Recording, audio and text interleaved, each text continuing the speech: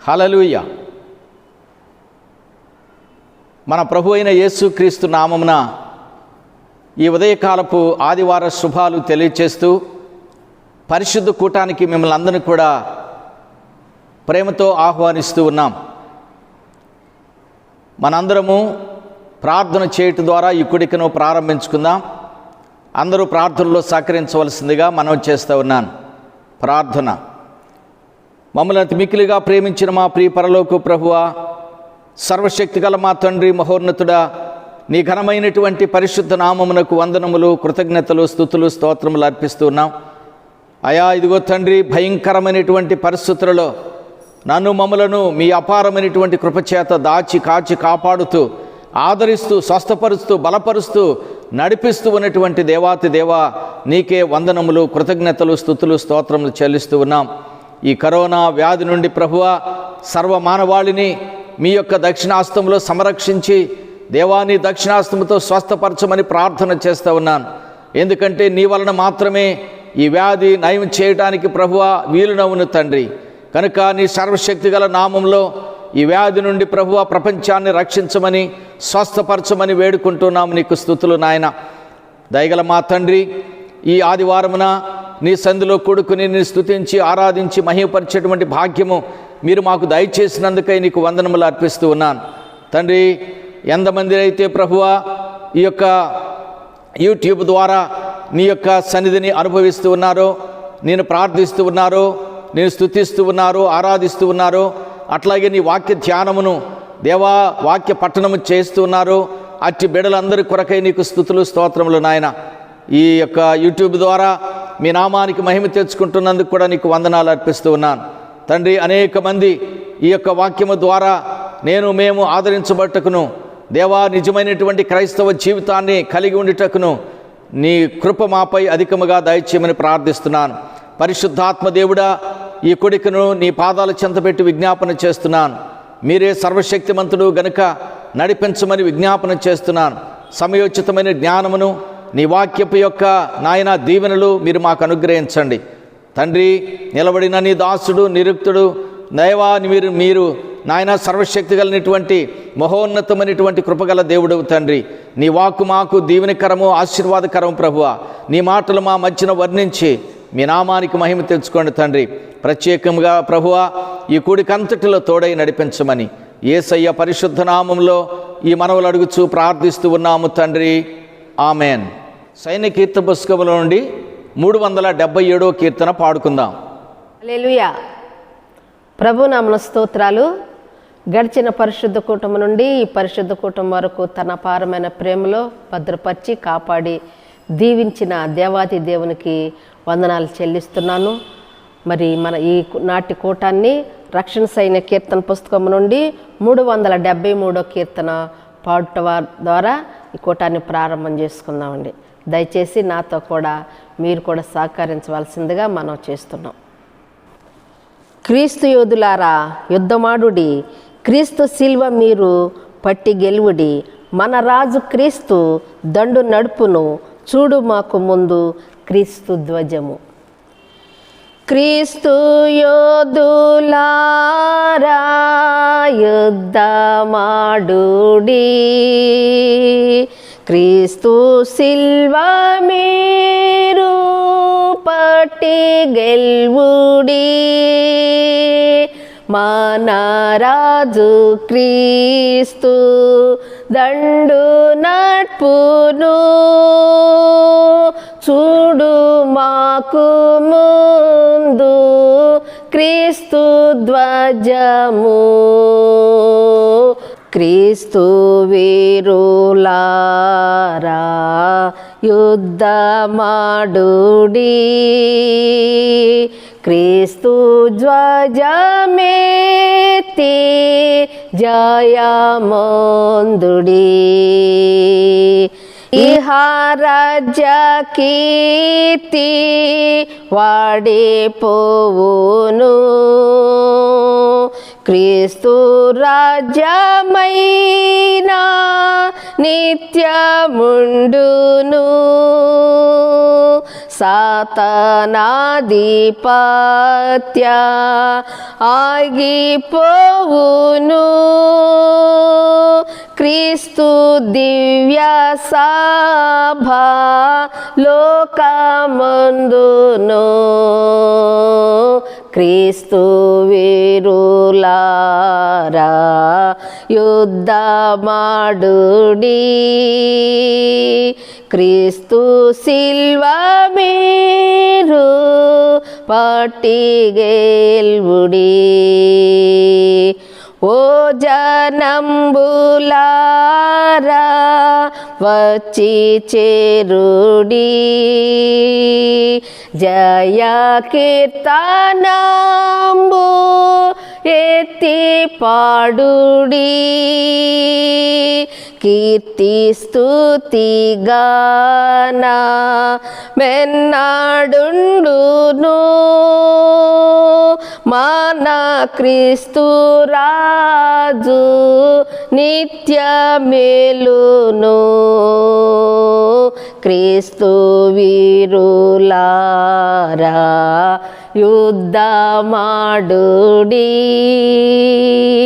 క్రీస్తు ధ్వజమెత్తి జయమందుడి. హల్లెలూయా. ప్రియులారా, ఈరోజు వాక్యము కొరకైనటువంటి దేవుని వాక్యము పరిశుద్ధ బైబిల్ గ్రంథము నుండి యోధా పత్రిక 1 నుండి 4 వచనాల్లో ఉన్నటువంటి వాక్య భాగమును ధ్యానము కొరకు మనము చదువుకుందాం.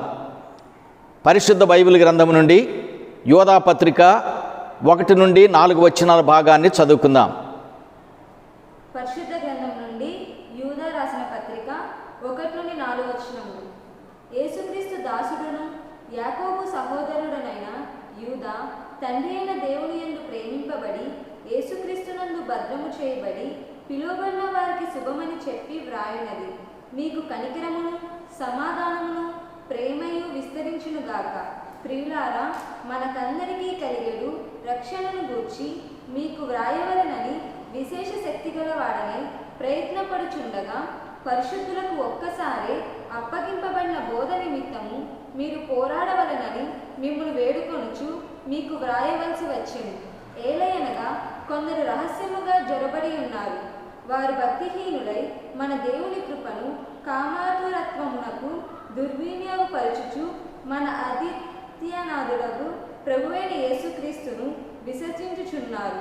ఈ తీర్పు పొందుటకు వారు పూర్వము ముందే సూచించబడిన వారు. దేవుడి వాక్యం దీవించునుగాక. ఆమేన్. చదువుకున్నటువంటి భాగమును మనము ధ్యానం చేసుకుందాం. ఈ చదువుకున్నటువంటి భాగమును మనము ధ్యానం చేయకముందు ఈ పుస్తకంను గూర్చినటువంటి కొన్ని విషయాలు మీతో ముచ్చటించాలని ఆశపడతా ఉన్నాను. యోధా పత్రిక యూదా రాసినట్లుగా మనకు స్పష్టంగా అర్థమవుతుంది. ఇది క్రీస్తు శకము 68 నుండి 80 మధ్యలో వ్రాయబడినటువంటి పత్రికగా మనము చూడగలుగుతాం. యోధా అన్నటువంటి పేరుకు అర్థము స్తుతి అన్నటువంటి మాట. కనుక ఈ యొక్క సమయంలో యోధా ఎవరని తెలుసుకోవలసినటువంటి వారముగా కూడా ఉన్నాం. యోధా యోహాను యాకోబుల యొక్క సహోదరుడని మనకు అర్థమవుతుంది. ఇతడు జబదయి సొలోమి యొక్క కుమారుడని మనము వాక్యము ద్వారా కూడా తెలుసుకునవచ్చు. యాకోబు యోహానులు యేసుక్రీస్తు ప్రభువుకి ప్రథమైనటువంటి శిష్యులుగా ఉన్నట్లుగా కూడా మనము చూడగలుగుతాం. అయితే యోధా మాత్రము అలాంటిది ఏది కూడా లేకుండా క్రీస్తు మృతి పొంది తిరిగి లేచిన తర్వాత పునరుద్ధానమైనటువంటి తరువాత ఆయన క్రీస్తులోనికి లేక క్రైస్తత్వములోనికి వచ్చినట్లుగా స్పష్టంగా మనకు తెలుస్తూ ఉంది.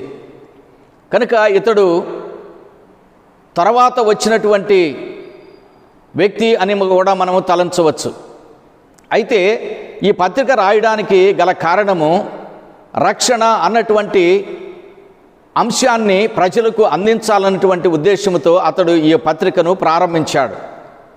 అయితే ఆ తర్వాత జరిగినటువంటి కొన్ని పరిణామాలు చూసినప్పుడు క్రైస్తత్వానికి విఘాతము కలిగించేటువంటి రీతిగా అనేకమైనటువంటి విడ్డూరమైనటువంటి విషయాలు తల ఎత్తిన కారణం చేత భ్రష్టత్వము అన్నటువంటి దాని మీదే ఎక్కువగా ఈ పత్రికను ఆయన ఫోకస్ చేసినట్లుగా లేక బలంగా చెప్పినట్లుగా మనం చూడగలుగుతూ ఉన్నాం. కనుక భ్రష్టత్వమును గూర్చినటువంటి విషయాలు ఆది నుంచి కూడా ఆయన చెప్పుకుంటూ వచ్చాడు. ఈ పత్రికలో మనం చదివితే మరి దేవదూతలు సైతము దుష్టత్వమునకు పాల్పడి వారు పరలోకము నుంచి త్రోయబడి భ్రష్టులైనట్లుగా చెబుతూ ఉంది. అలాగే బిలాము లాంటి మహత్తరమైనటువంటి వ్యక్తులు కూడా, కయ్యూను లాంటి వారు, ఇంకా అనేకమైనటువంటి మరి కోరాహు లాంటి వ్యక్తులు భ్రష్టత్వమునకు గురి అయినట్లుగా మనం చూడగలుగుతూ ఉన్నాం. కనుక ఇలాంటి భ్రష్టత్వం పట్టినటువంటి క్రైస్తత్వానికి ఆయన మరి విమోచించులాగున లేక వాటిని సరిచేసేటువంటి రీతిగా ఈ పత్రికను వ్రాసినట్లుగా మనం చూడగలుగుతాం. కనుక రక్షణ ఎంత ప్రాముఖ్యమో, రక్షించబడినటువంటి వ్యక్తులు భ్రష్టత్వంలోనికి పోకుండా ఉండే విధంగా క్రైస్తవ లోకము భ్రష్టత్వంలోనికి వెళ్లకుండా ఈ పత్రిక చదివితే మనకు స్పష్టంగా అర్థం కాగలుగుతుంది. అందుకని ఈ యొక్క వాక్యములో మనము గమనించినప్పుడు మరి యోధ చాలా మంచిగా ఈ పత్రికను అందించినట్లుగా మనం చూడగలుగుతాం. ఈ పత్రికలో ఇంకా మోషేను గూర్చినటువంటి కొన్ని విషయాలు, ఆయన శరీరంను గూర్చినటువంటి విషయాలు ప్రస్తావనకు వచ్చినాయి. ఆ తదుపరి మరి ఆయన శరీరమును గూర్చి ప్రస్తావించినప్పుడు అది పరిశుద్ధుల యొక్క లేక దేవునికి సంబంధించింది అన్నటువంటిది ఈ పత్రిక ద్వారా మనం తెలుసుకోవచ్చు. ఇంకా అనేక మంది విశ్వాస భ్రష్టులు కాకుండానట్లు ఈ పత్రిక చదువుబడింది, వివరించబడింది. ఆ తదుపరి ఈ పత్రిక ద్వారా అనేక మంది భ్రష్టత్వం నుంచి బయటపడటానికి సహాయపడిందని చెప్పడంలో ఎలాంటి సందేహం లేదు. కనుక ఈ రోజున ఈ యొక్క చదువుబడినటువంటి భాగంలో నుంచి మనము దేవుని యొక్క ద్వారా తెలుసుకునేటువంటి వర్తమానాన్ని ఒక్కసారి మనం ఆలోచించినట్లయితే ఈరోజు అంశము క్రైస్తవ ఆసక్తి. ఈ వచనము 3వ వచనముగా మనము పేర్కొనవచ్చు. అక్కడ విశేష ఆసక్తి అన్నటువంటి మాట మనకు కనబడుతుంది. కనుక క్రైస్తవులు అన్నటువంటి వారిని గూర్చి గత పాఠంలో లేక గత సందేశంలో మీతో ముచ్చటించడం అనేటువంటిది జరిగింది. అయితే క్రైస్తవులకు ఆసక్తి, విశేషమైనటువంటి ఆసక్తి ఉండవలెనని ఈ పత్రిక ద్వారా మనం తెలుసుకుంటూ ఉన్నాం. కనుక ఆసక్తి అన్నటువంటి మాటకు కొన్ని అర్థాలు మనం తప్పనిసరిగా గమనించవలసినటువంటి వారమై ఉంటున్నాము. ఆసక్తి అన్నటువంటి మాటకు అర్థము శ్రద్ధ, అలాగే జాగ్రత్త. మరొక పదం కూడా ఆతృతముగా లేక ఆసక్తిగా, అపేక్ష, మరువరాని.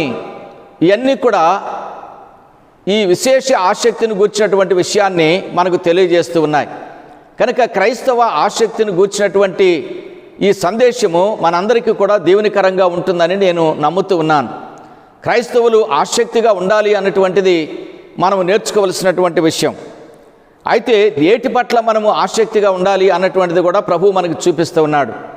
ఒకటి, వాక్యము పట్ల మనం ఆసక్తిగా ఉండాలి. వాక్యము అంటే మరి ఒకటి ఏదో కాదు, దేవుడే వాక్యము, వాక్యమే దేవుడు. యోహాను సువార్త 1వ అధ్యాయము 1వ వచనములలో 14వ వచనములో కూడా మనకు చెప్పబడింది, ఆదియందు వాక్యముండెను, వాక్యము దేవుని యొద్ద ఉండెను, వాక్యము దేవుడై ఉండెను, ఆ వాక్యమే శరీరధారి అయి కృపాసత్య సంపూర్ణుడుగా మన మధ్య నివాసము చేసినని మనకు వ్రాయబడినటువంటి లేఖన భాగము. కనుక మనము వాక్యమును, బైబిల్ గ్రంథాన్ని చదువుతూ ఉన్నామంటే దేవునిని మనము తెలుసుకుంటూ ఉన్నాము, దేవునిని మనము అర్థం చేసుకుంటూ ఉన్నాము, దేవునిని ధ్యానం చేస్తున్నామంటే దేవుని యొక్క మహత్తరమైనటువంటి శక్తులు, కృప, ఆయన యొక్క సత్యమును గూర్చినటువంటి సంగతులు బహుగా మనము తెలుసుకుంటున్నాం అన్నటువంటిది ఇక్కడ ఉద్దేశం అయి ఉన్నది. అందుకని నా ప్రియ సహోదరి సహోదరుడా, ఈ దేవుని వాక్యం వింటున్నటువంటి నా ప్రియ సహోదరి సహోదరుడా, మనము వాక్యము పట్ల ఆసక్తిగా ఉండాలి. దేవుని యొక్క వాక్యమును మనము తప్పనిసరిగా ప్రతి దినము కూడా ధ్యానము చేయవలసినటువంటి వారము, చదవవలసినటువంటి వారమై ఉంటున్నాము. అలాగే దేవుని యొక్క వాక్యము ప్రకటించబడుతుండగా వినేటువంటి ఆసక్తి కలిగినటువంటి వారుగా, మనము వాక్యమునకు చెవి ఇచ్చేటువంటి వారముగా, వాక్యమును హృదయంలో చేర్చుకునేటువంటి రీతిగా మనము ప్రయత్నపడవలసినటువంటి అవసరత ఉన్నది. కనుక విశేషమైనటువంటి ఆసక్తితో మనము దేవుని యొక్క వాక్యం పట్ల శ్రద్ధ గలవారమై ఉండవలసినటువంటి అవసరత ఎంతైనా ఉన్నది. ఎవరైతే దేవుని యొక్క వాక్యమును చదువుతారో, ధ్యానం చేస్తారో, అలాగే దానిని అర్థం చేసుకుంటూ వింటూ దేవునిని మహిమపరుస్తారో, అట్టి వారికి దేవుని యొక్క శక్తి, మహిమ, ప్రభావములు సమృద్ధిగా కలుగుతాయి అన్నటువంటిది చాలా స్పష్టంగా బైబిల్ గ్రంథము తెలియజేస్తూ ఉంది. అందుకనే ఆది నుంచి ఈనాటి వరకు కూడా దేవాలయములు, సినగోగులలో కూడా దేవుని యొక్క వాక్యము పుస్తకపు చుట్టలో నుండి చదవబడుతూ ఉండగా విని ఆశీర్వదించబడినటువంటి వారుగా మనము చూడగలుగుతూ ఉన్నాం. కనుక చదివి వినేటువంటి, ధ్యానం చేసేటువంటి ఆసక్తిని మనము కలిగి ఉండవలసినటువంటి అవసరత ఎంతైనా ఉంది. అశ్రద్ధ ఏమాత్రము కూడా ఈ విషయంలో పనికిరాదు అన్నటువంటి దానిని మీకు జ్ఞాపకం చేస్తూ ఉన్నాను. శ్రద్ధ కలిగి మనము దేవుని యొక్క వాక్యమును ధ్యానం చేయవలసినటువంటి వారమై ఉంటున్నాము.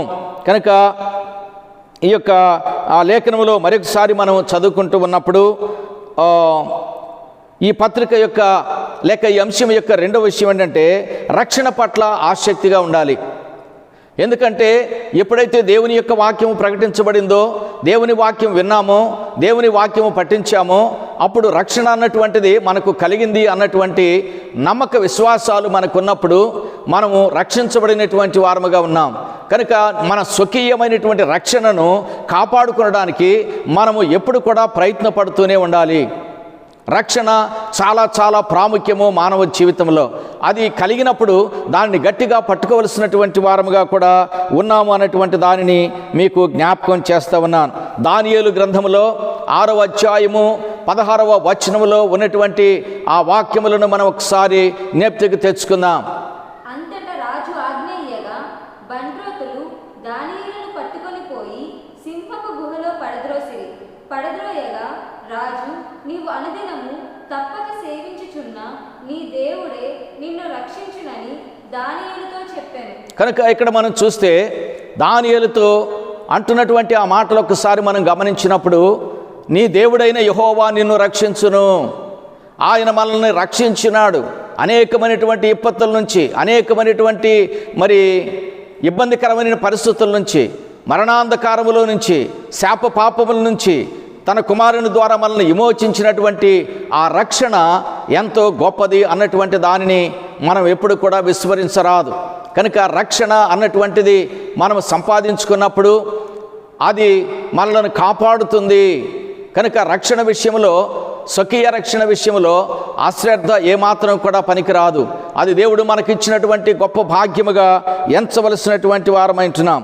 కీర్తనల గ్రంథము 62వ సంకీర్తన 6వ వచనములో ఉన్నటువంటి మాటను కూడా మీకు జ్ఞప్తికి తీసుకుని వస్తాను.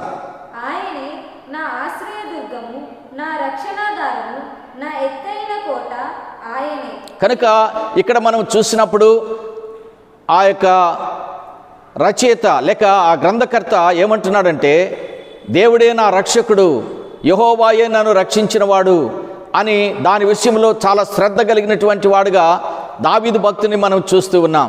కనుక నీవు నేను రక్షించబడింది దేవుని కృపచేతనే, యేసుక్రీస్తు రక్తం వలన మాత్రమే. అందుకని ఏదైనా సిద్ధాంతపరమైనటువంటి విషయాలు మనలను భయభ్రాంతులు చేస్తూ ఉంటే, పెడద్రోవను పట్టిస్తూ ఉంటే, అది ఆరోగ్యవంతమైనటువంటి సిద్ధాంతంగా ఉండవలసినటువంటి అవసరత ఎంతైనా ఉన్నది. ఒక సంస్థ ఉందంటే తప్పనిసరిగా దానికి డాక్ట్రిన్స్ లేక సిద్ధాంతపరమైనటువంటి విషయాలు తప్పక ఉండి తీరవలసి ఉంది. అవి దైవీకమైనటువంటివిగాను క్రీస్తుకు సంబంధించినవిగా ఉన్నప్పుడు మాత్రమే అది సరైనటువంటి సిద్ధాంతపరము. కనుక క్రీస్తు యేసు రక్తము వలన మాత్రమే మనము రక్షించబడి ఉన్నాము. యేసుక్రీస్తు ద్వారానే మనకు రక్షణ కలిగి ఉన్నటువంటిది మనము నమ్ముతూ ఉన్నాం. విశేషంగా రక్షణ సైన్య విశ్వాసులైనటువంటి వారు 11 సిద్ధాంతములు కలిగినటువంటి వారముగా ఉన్నాం. 6వ సిద్ధాంతములోను, 7వ సిద్ధాంతములోను, 9వ సిద్ధాంతములోను ఈ 3 సిద్ధాంతాలలో కూడా రక్షణ గూర్చినటువంటి ప్రాముఖ్యతను గూర్చినటువంటి సద్వివరణ మనం అక్కడ చూడగలుగుతూ ఉన్నాము. అందుకని రక్షణ విషయంలో విశేష ఆసక్తి కలిగినటువంటి వారమై మన రక్షణను కాపాడుకునేటువంటి విషయంలో శ్రద్ధ కలిగి ఉండవలసినటువంటి వారమైన, అనగా క్రీస్తును విస్మరించి ఉండకూడదు, క్రీస్తును కలిగి మాత్రమే మనం ఉండాలి, అదే రక్షణ భాగ్యము అన్నటువంటి విషయాన్ని మనం ఎన్నడూ కూడా మరువరాదు అన్నటువంటిది. కనుక అందుకనే హెబ్రీ పత్రికలో వ్రాయబడినటువంటి మాటలు 2వ అధ్యాయము 3-4 వచనాల్లో వ్రాయబడినటువంటి మాటలు ఈ విధంగా ఉన్నాయి. ఇంత గొప్ప రక్షణను మనం నిర్లక్ష్యము చేసిన ఎడల ఎలాగ తప్పించుకొందుము? అట్టి రక్షణ ప్రభువు బోధించుట చేత ఆరంభమై దేవుడు తన చిత్తానుసారముగా సూచక క్రియల చేతను, మహత్కార్యముల చేతను, నానా విధములైన అద్భుతముల చేతను, వివిధములైన పరిశుద్ధాత్మ వరములను అనుగ్రహించుట చేతను వారితో కూడా సాక్ష్యమిచ్చుచుండగా వినిన వారి చేత మనకు దృఢపరచబడెను.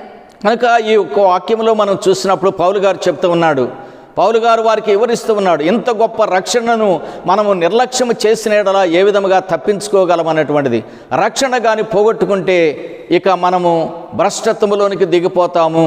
అందుకనే ఈ యోధా పత్రికలో రక్షణతో ఆయన ప్రారంభించిన రక్షణ కాపాడుకోకుండా మరి భ్రష్టత్వములోనికి వెళ్ళిపోయినటువంటి వారిని మరొకసారి మనకు జ్ఞాపకం చేస్తూ ఉన్నాడు.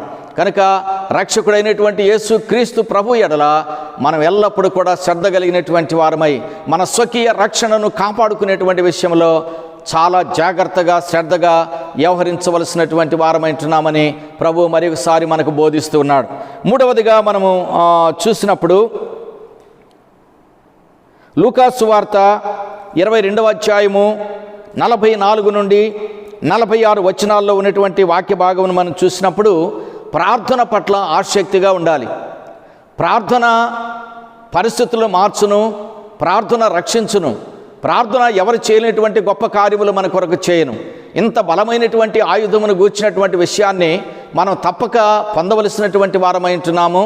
అందుకనే మన అమ్ముల పొదిలో ఇలాంటి ఆయుధములన్నీ కూడా సిద్ధపరచుకో ఉండవలసినటువంటి యుద్ధవీరులుగా ఉన్నామనేటువంటి సత్యాన్ని మీకు బోధిస్తూ ఉన్నాను. కనుక ఈ యొక్క అంశంలో మనము మరి యొక్క ధ్యానాంశము ప్రార్థన యందు ఆసక్తి. కనుక ఎక్కడైతే మనకు ప్రార్థన దొరుకుతుందో అక్కడికి వెళ్ళి దేవుని యొక్క సన్నిధిలో ప్రార్థించడం, దేవాలయంలో ప్రార్థించడం, గృహంలో ప్రార్థించడం, ప్రత్యేకమైనటువంటి ప్రార్థనా కూడికలో గృహంలో ఏర్పాటు చేసుకోవడం, తన పిల్లలతో కుటుంబంతో కలిసి కుటుంబ ఆరాధనలో ప్రార్థన చేయడం, ప్రత్యేకమైన ఉపవాస కూడికలలో దేవుని యొక్క నామములో విజ్ఞాపన చేయటం, మొర్రపెట్టడం, ఇవన్నీ కూడా విశేష ఆసక్తి కలిగినటువంటి వారమై ఉండాలి. కనుక ఏదో నామమాత్రమైనటువంటి రీతిగా మరి కొద్ది ప్రార్థన మనం చేసి పడుకునేటప్పుడు, ఆహారం భుజించేటప్పుడు చేసేటువంటి ప్రార్థనలు కాకుండా మరి ఎక్కువగా మనము రక్షణ గూర్చినటువంటి విషయం లేక మానవాళి యొక్క అవసరతలను గూర్చినటువంటి విషయాలు, మరి ముఖ్యంగా మన యొక్క విమోచన గూర్చినటువంటి విషయాలు ప్రభువుకి విన్నవించుకుంటూ మన జీవితాలను ప్రభువుకు సమర్పణ చేసుకుంటూ మరి మన యొక్క జీవితంలో విశేషమైనటువంటి కార్యములు జరుగులాగున మనము దేవుని యొక్క సన్నిధిలో విజ్ఞాపన చేయవలసినటువంటి వారమైంటున్నాం.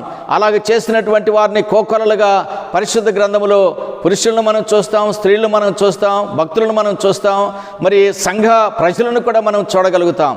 కనుక వారు విశేష ఆసక్తితో ప్రార్థన చేసినప్పుడు పేతురు చెరసాల నుండి విడుదల చేయబడినటువంటి ప్రార్థన ఇదే అన్నటువంటిది మీకు జ్ఞాపకం చేస్తూ ఉన్నాను.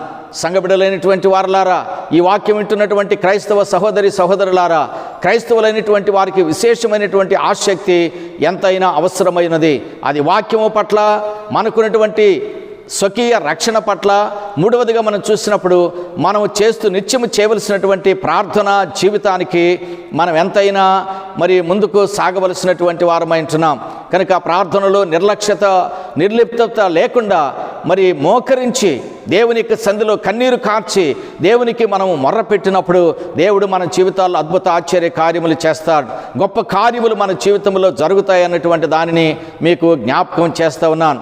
అట్టి ఆసక్తిని ప్రభు మోకరించి ప్రార్థన చేయగలిగినటువంటి ఆశీర్వాదకరమైనటువంటి ప్రార్థన శక్తిని దేవుడు మన సంఘమునకు లేక ఈ వాక్యం వింటున్నటువంటి బిడ్డలందరికీ దయచేయునుగాకని నేను ప్రార్థిస్తూ ఉన్నాను. మరి యొక్క వాక్యములో మనము చూసినప్పుడు ఆ వాక్యమును చదువుకుందాం. లూకా సువార్త 22వ అధ్యాయము 44 నుండి 46 వచనాలు. ఆయన వేదన పడి మరింత ఆతురముగా ప్రార్థన చేయగా ఆయన చెమట నేలపడుచున్న గొప్ప రక్త బిందువుల వలె ఆయను. ఆయన ప్రార్థన చాలించి లేచి తన శిష్యుల యొద్దకు వచ్చి వారు దుఃఖము చేత నిద్రించుట చూచి, మీరెందుకు నిద్రించుచున్నారు? శోధనలో ప్రవేశించుకున్నట్లు లేచి ప్రార్థన చేయుడని వారితో చెప్పాను. కనుక ఇక్కడ మనం చూస్తే ప్రభువులు వారు వారిని ప్రత్యేకమైనటువంటి ప్రార్థనలోనికి తీసుకువెళ్ళినట్లుగా మనం గమనించాలి. అయితే వారు అలసి నిద్రపోతున్నటువంటి విషయంలో ప్రభు విస్తారముగా ప్రార్థన చేసినట్లుగా ఆయన యొక్క చెమట రక్త బిందువులలో అయ్యేంత తీవ్రమైనటువంటి రీతిగా ప్రార్థించినట్లుగా మనం చూడగలుగుతూ ఉన్నాం.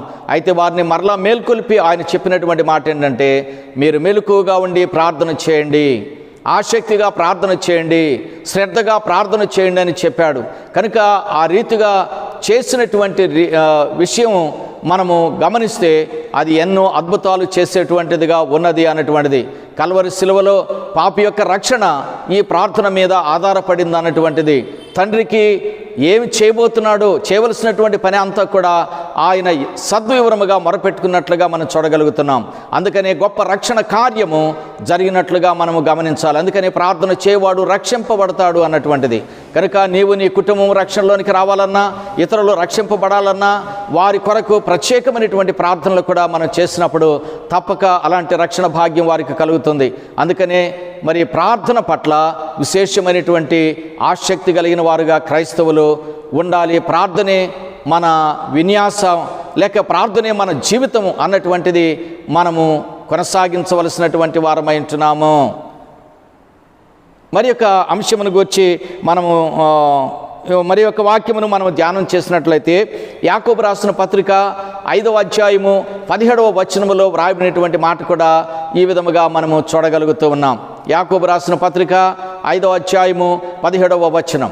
ఏలియా మనవంటి స్వభావం గల మనుష్యుడే, వర్షింపకున్నట్లు అతడు ఆసక్తితో ప్రార్థన చేయగా 3.5 సంవత్సరముల వరకు భూమి మీద వర్షింపలేదు.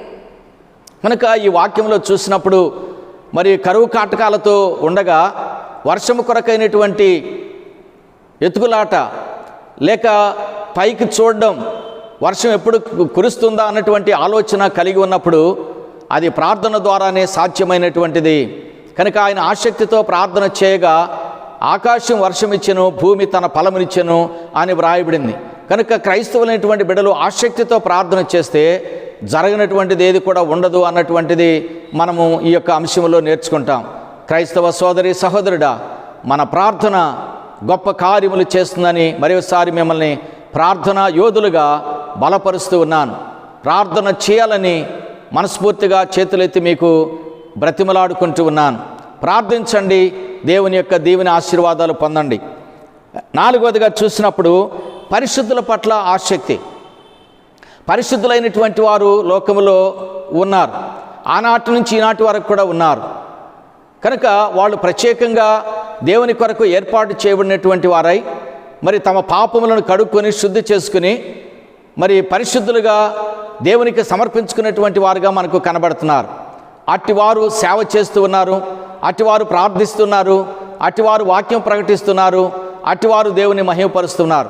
అలాంటి వారితో కలిసి మరి మనము కూడా పరిశుద్ధుల యొక్క సహవాసం చేయగలిగినప్పుడు గొప్ప ఆశీర్వాదకరమైనటువంటి జీవితం మనకు అలవడుతుంది.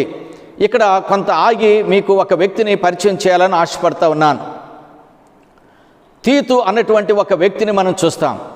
ఇతడు అపోస్తలుడైనటువంటి పౌలుకి సహచరుడిగా మనము గమనించాలి.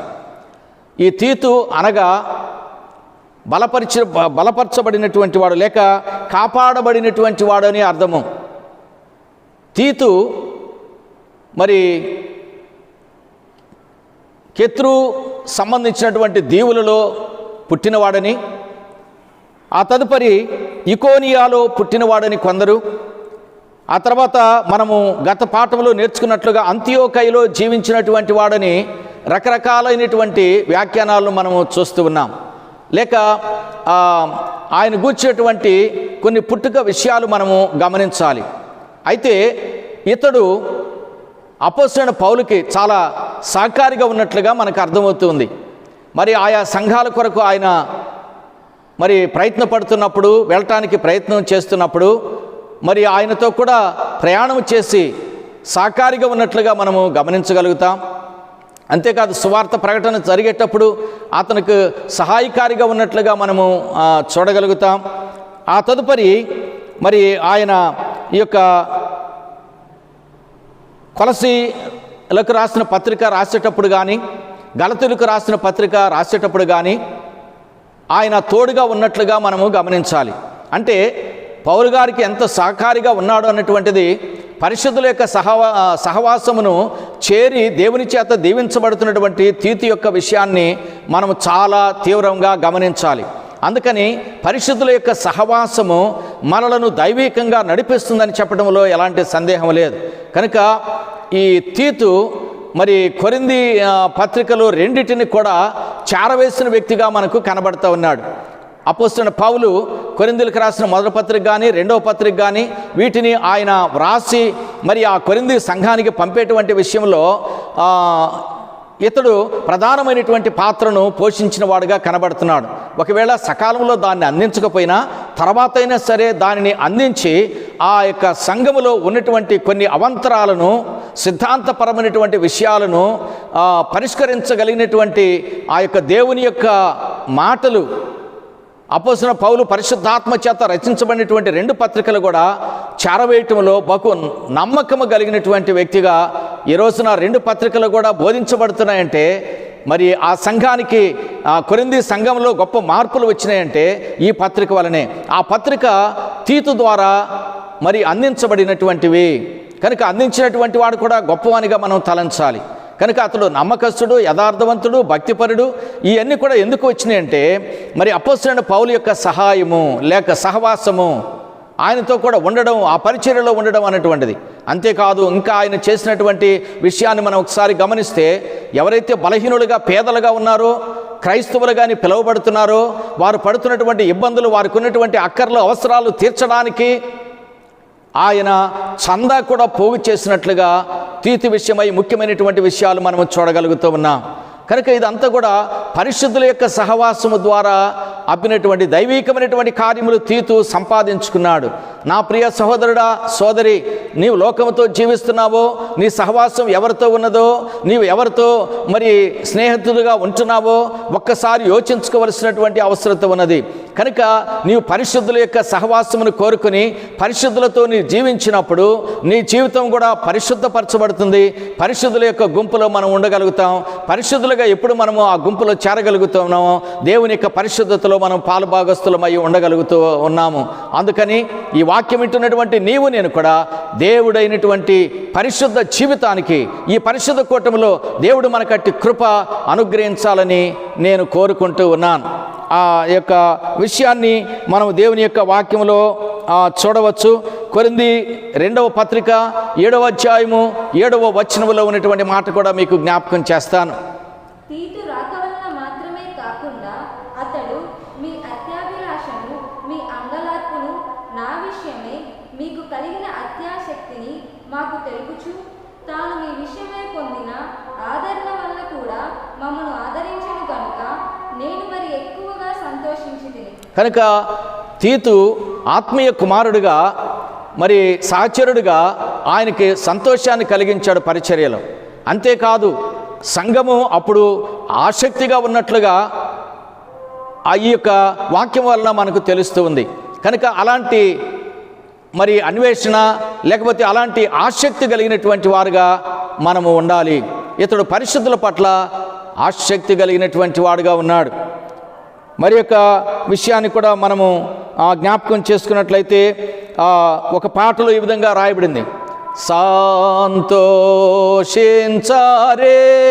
సాధుల సరసము సాంబ్రముతో వింతగు ప్రేమను అంతము వరకును భ్రాంతులు మానియు భజించుచు. సంతోషించరే సాధుల సరసము సాంబ్రముతో వింతగు ప్రేమను అంతము వరకును భ్రాంతులు మానేయో భజించుచు. కనుక సాధుల యొక్క సహవాసం, పరిశుద్ధుల యొక్క సహవాసం, మంచివారి యొక్క సహవాసం, విశ్వాసుల యొక్క సహవాసం, దేవుని యందు భయభక్తులు కలిగినటువంటి వారి సహవాసము మనలను గొప్పవారినిగా చేస్తుంది, పరిశుద్ధులుగా చేస్తుంది. కనుక దేవుని యొక్క సన్నిధి మనము పొందులాగున, ఈ పరిశుద్ధతలో మనం కొనసాగులాగున పరిశుద్ధుల యొక్క సహవాసమును ఏర్పాటు చేసుకోవలసిందిగా మిమ్మల్ని వర్తమానం ద్వారా కోరుకుంటూ ఉన్నాను. అట్లాగే 5వ విషయాన్ని మనం చూసినప్పుడు రాబో మహిమ పట్ల మనకు ఆసక్తి ఉండాలి. ఎందుకంటే దేవుని రాకడ బహు త్వరగా రాబోతుంది, కమింగ్ సూన్. అది చాలా త్వరగా జరగబోతూ ఉంది.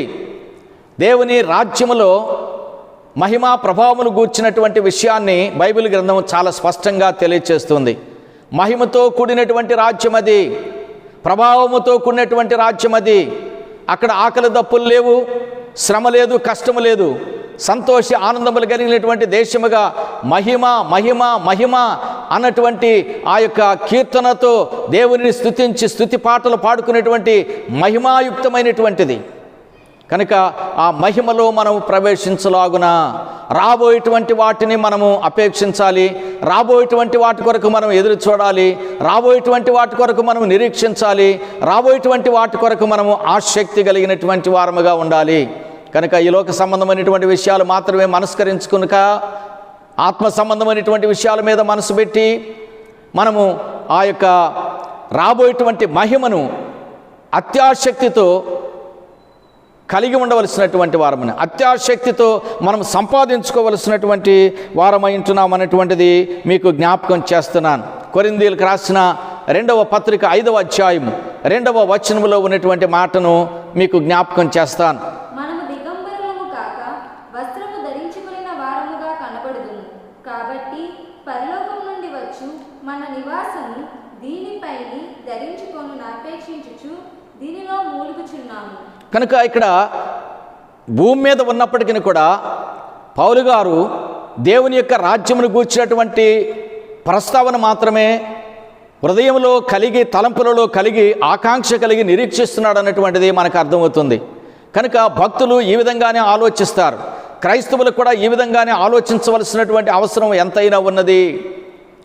కనుక నా సహోదరి సహోదరుడా, రాబోయేటువంటి మహిమ విషయమై ఆసక్తి కలిగినటువంటి వారముగా పౌలు ఏ విధంగా ఉన్నాడో అలాగే మనం కూడా ఉంటే ఆయన అన్నాడు ఒక మాట, ఇదిగో నా పరుగు తుదముట్టించుకుని నా యొక్క విశ్వాసమును కాపాడుకుంటుని నా కొరకు నీతి కిరీటం ఉంచబడి ఉన్నదని పౌలు గారు చెప్తూ ఉన్నాడు. కనుక పరలోక రాజ్యపు యొక్క మహిమను ఆయన పొందబోతున్నాడు అనేటువంటిది అర్థము. కనుక ఒక కీర్తనాకారుడు ఈ విధంగా అంటా ఉన్నాడు, బహుశా హాగూరు అన్నటువంటి యొక్క వ్యక్తి ఆకాశమందు నీవు తప్ప నాకు ఎవరున్నారు ప్రభువా అని దేవునికి అతడు సమర్పించుకుంటున్నట్లుగా 73వ సంకీర్తన 25వ వచనములో మనము చూడగలుగుతాం. కీర్తనలు 73వ సంకీర్తన 25వ వచనం. ఆకాశమందు నీవు తప్ప నాకెవరున్నారు, నీవు నాకుండగా లోకములోనిది ఏదియు నాకు అక్కరలేదు. కనుక ఏది ఆయన ఆశించాడు, ఏది ఆసక్తిగా ఉన్నాడని చూస్తే దేవుని యొక్క సన్నిధిని, దేవునిని కోరుకుంటూ పరలోక రాజ్యపు యొక్క మహిమను ఆకాంక్షిస్తున్నట్లుగా మనము ఆ వచనములో చూడగలుగుతున్నాం. నా సహోదరి సోదరుడా, ఈ యొక్క ఉదయకాల పిల్లలు ఈ వర్తమానం వింటున్నటువంటి క్రైస్తవుడా, ప్రభువునందు మనం ఎక్కువగా విశ్వసించవలసినటువంటి వారమైనాం. దేవుని రాజ్యమును విశ్వసించవలసినటువంటి వారమైనాం. దాని కొరకు విశేష ఆసక్తి కలిగినటువంటి వారముగా ఉండగలిగినప్పుడు క్రైస్తవులమైనటువంటి మనము క్రీస్తు రాజ్యమును స్వతంత్రించుకోగలుగుతాం. చివరిగా ఒక వచనం చూపించి నేను ముగించాలని ఆశపడతా ఉన్నాను. ఇలాంటి ఆసక్తి, ఆశ దేవుడు మన హృదయాల్లో సమృద్ధిగా పుట్టించాలని కోరుకుంటూ ఉన్నాను. రోమీలకు రాసిన పత్రిక 8వ అధ్యాయము 3వ వచనము మనము చదువుకుందాం. శరీరమును అనుసరింపక ఆత్మను అనుసరించే నడుచుకొను మన యందు ధర్మశాస్త్ర సంబంధమైన నీతి విధి నెరవేర్చబడవలనని పాప పరిహారం నిమిత్తము దేవుడు తన సొంత కుమారుని పాప శరీరాకారంతో పంపి ఆయన శరీరమందు పాపమునకు శిక్ష విధించెను.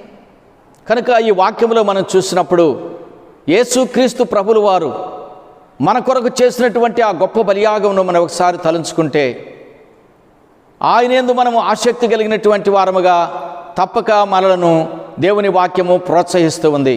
ఇంతగా శ్రమపడినా, ఇంతగా కష్టపడినా, తన ప్రాణాన్ని మన కొరకు బలిగా అర్పించినటువంటి, తన రక్తాన్ని మన కొరకు సమస్తమును దారబోసినటువంటి ఆ యొక్క దేవాతి దేవుడైనటువంటి ప్రభువుకి మనం ఎంతో కృతజ్ఞతా స్తోత్రాలు చెల్లించవలసిన వారమైంటున్నాం.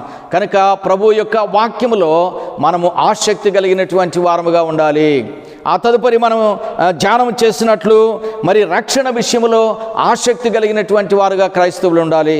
మూడవ విషయాన్ని మనం ధ్యానం చేసినప్పుడు మరి పరిశుద్ధుల పట్ల ఆసక్తి కలిగిన వారుగా, లేక ప్రార్థన పట్ల ఆసక్తి కలిగిన వారుగా, పరిశుద్ధుల పట్ల ఆసక్తి కలిగినటువంటి వారుగా, దేవుని యొక్క రాజ్య మహిమ నిమిత్తమై ఆసక్తి కలిగినటువంటి వారముగా మనం ఎప్పుడైతే ఉంటామో ఆశ గల ప్రాణమును తృప్తిపరిచేటువంటి దేవుడు గనుక మనం ఏదైతే కోరుకున్నామో దాని ప్రకారం ప్రభు మన కొరకు చేయని ఉన్నాడు. నా క్రైస్తవ సహోదరి సహోదరుడా, దేవుని యొక్క నామంలో మనము ఆసక్తి కలిగి ఉందాము. దేవుడి వాక్యం మన కొరకు దీవించునుగాక. ప్రార్థన చేసుకుందాం. ప్రేమగల మా తండ్రి, కృపగల మా ప్రభువా, పరిశుద్ధుడా, నీకు వందనాలు చెల్లిస్తూ ఉన్నాను. ఈ ఉదయకాల పేళలో ఈ పరిశుద్ధ కూటమి ద్వారా క్రైస్తవ ఆసక్తిని గూర్చి మీరు మాతో మాట్లాడినందుకు నీకు స్తోత్రం. గత ఆదివారమున క్రైస్తవుడు లేక క్రైస్తవులు అన్నటువంటి వారు ఎవరో, ఎలాంటి వారో, ఏ విధంగా ఉన్నారో, ఎవరో ఆ పేరును పెట్టి పిలిచారో, ఈ విషయాలన్నీ కూడా మాతో ముచ్చటించినందుకే నీకు స్తోత్రం చెల్లిస్తూ ఉన్నాను. తండ్రి, క్రీస్తు వారిగా బ్రతకడానికి కావలసినటువంటి కృప మాపై మీరు దయచేయమని విజ్ఞాపన చేస్తూ ఉన్నాను. క్రైస్తవులుగా ప్రభువా, వేటి విషయమై మేము ఆసక్తి కలిగి ఉండాలో వాటిని మీరు మాకు చూపించి నేర్పిస్తూ ఉన్నందుకై నీకు వందనాలు చెల్లిస్తున్నాం. ప్రత్యేకంగా ప్రభువా, సంఘమును మీరు దీవించండి, ఆశీర్వదించండి. ప్రభువా, సంఘములో ఉన్నటువంటి చంటి బిడ్డలను, బాలబాలికలను, యవనస్తులైనటువంటి వారిని, స్త్రీలను, పురుషులను, పెద్దలను, కమిటీ వారిని మీరు దీవించి ఆశీర్వించమని ప్రార్థన చేస్తూ ఉన్నాను. అంతేకాదు నాయన, సర్వమానవాళి కొరకు నేను విజ్ఞాపన చేస్తున్నాను. ఈ కరోనా వ్యాధి ద్వారా తండ్రి అందరికి కూడా సతమతం అవుతూ భయభ్రాంతులుగా నాయన ఉన్నటువంటి సమయంలో ప్రభువా, నీ కృప మాపై అనుగ్రహిస్తున్నందుకు వందనాలు. నాయన, దీనిని సంపూర్ణంగా మీరు స్వస్థపరచమని ప్రార్థన చేస్తూ ఉన్నాను. నయం చేయమని విజ్ఞాపన చేస్తున్నాను ప్రభువా. అలాగే తండ్రి, ఎవరైతే అవస్థతుల్లో ఉన్నారో, అక్కర్లో ఉన్నారో, వ్యాధి బాధలలో ఉన్నారో, అట్టి వారికి మీ కృపా కనికరాలు చూపించి వారిని మీరు ఇప్పుడే స్వస్థపరిచి విడుదల చేసి వారికి సహాయం చేయమని విజ్ఞాపన చేస్తూ ఉన్నాను ప్రభువా. నాయన, కొంతమంది అయితే మరణించినటువంటి వారుగా ఉన్నారు తండ్రి. మా సంఘ సభ్యులు కూడా చాలామంది ప్రభువా విచారంలో ఉన్నటువంటి వారుగా ఉన్నారు. అట్టి వారికి నీ ఆదరణ, ఓదార్పు దయచేయండి. ఎందుకంటే నేను యెహోవాను మిమ్మల్ని ఓదార్చువాడని చెప్పిన తండ్రి, ఆ విధమైనటువంటి ఓదార్పు వారికి దయచేయండి ప్రభువా. వివాహం కావలసిన బిడ్డలకి వివాహ బంధాలు మీరు ఏర్పాటు చేయండి. నిరుద్యోగులను ఉద్యోగస్తులుగా చేయమని ప్రార్థిస్తున్నాను నాయన. ఓ తండ్రి, నీకు వందనాలు ప్రభువా, స్తోత్రములు తండ్రి. అయా, ఈ కూడిక మా అందరి జీవితాలకు మీరు ఆశీర్వాదకరముగా చేసి ఈ వర్తమానము ద్వారా క్రైస్తవులైనటువంటి ప్రతి బిడ్డ కూడా విశేష ఆసక్తి కలిగి నిన్ను ప్రేమించి వెంటాడి నీ మహిమకు పాత్రలవుటకు సహాయం అనుగ్రహించమని త్వరగా మా కొరకు రానయ్యున్న మా ప్రభువును రక్షకుడైన యేసుక్రీస్తు పరిశుద్ధ నామమున ఈ మనవులు ప్రార్థించుచున్నాము తండ్రి. ఆమెన్. ఆశీర్వాదంబుల్ మా మీద వర్షింపచేయుమీశా, ఆశతో నమ్మియున్నాము నీ సత్య వాగ్దాత్వము. ఏ మాహి మీద కృమ్మరించుము దేవా, క్రమర ప్రేమ వర్షంబు కృమ్మరించుము దేవా. తొట్టెళ్లకుండా మిమ్మల్ని కాపాడుటకును తండ్రి అయిన దేవుని ప్రేమ, కుమారుడైన యేసుక్రీస్తు కృప, ఆదరణకర్త అయినటువంటి పరిశుద్ధాత్మ దేవుని అన్యోన్య సహవాసము ఎప్పుడు ఎల్లప్పుడూ సదాకాలము తోడయుండి కాపాడునుగాక. ఆమెన్. హల్లెలూయా.